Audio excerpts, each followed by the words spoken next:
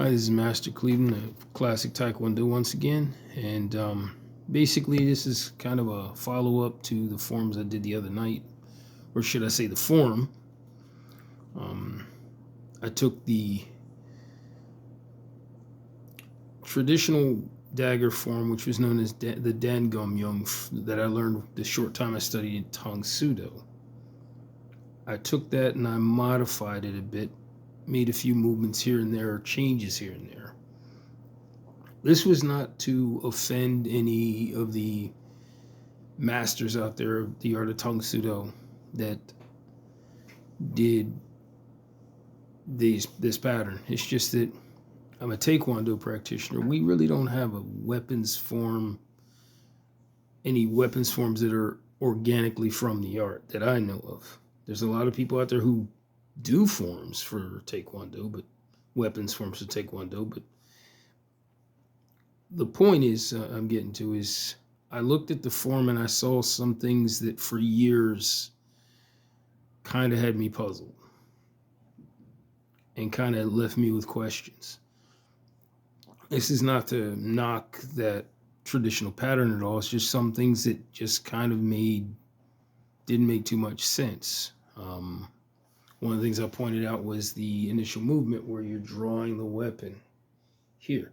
Now I'm assuming there's a sheath here and you're drawing the weapon up and the sheath becomes the front hand weapon. At least that's the assumption. Either that or you dispose of it or it's still on your belt. But either way, this movement does two things. It obscures the vision, so you really can't see. It has to be a fast movement.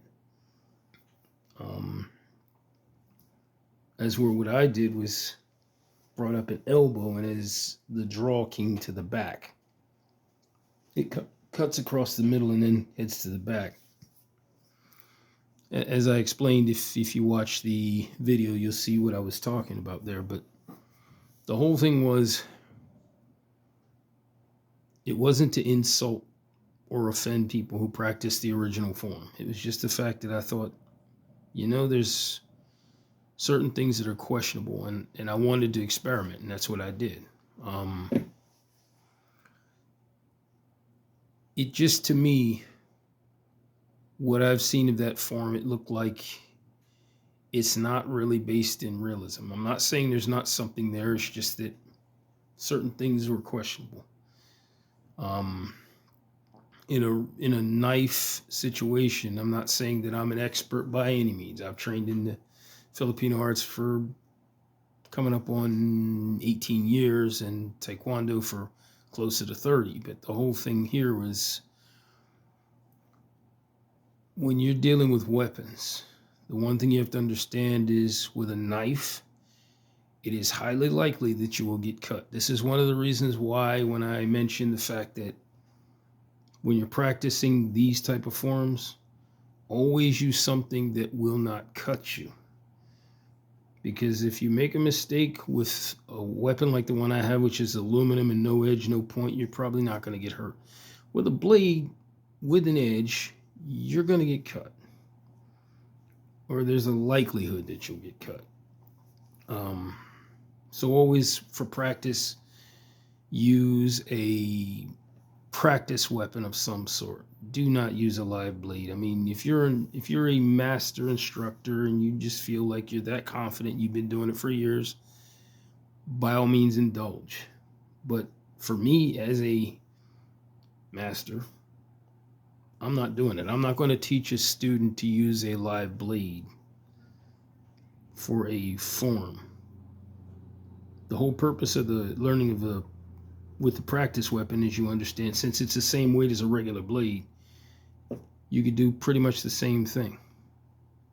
But the goal here is to master movement. That's the same with pretty much most forms. It's the movement. If you don't understand what the movement means, why are you doing it? But moving right along,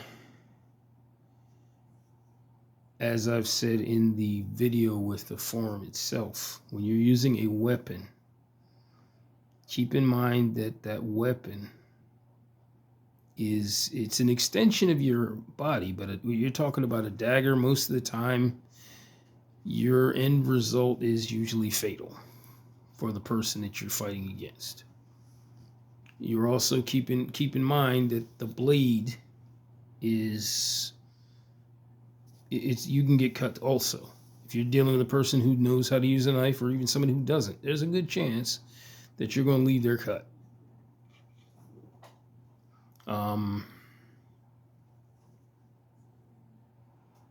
I enjoy doing this kind of thing because I feel as though if you learn the weapons as well as the empty hand, one helps the other. In future, you'll start to see more weapons.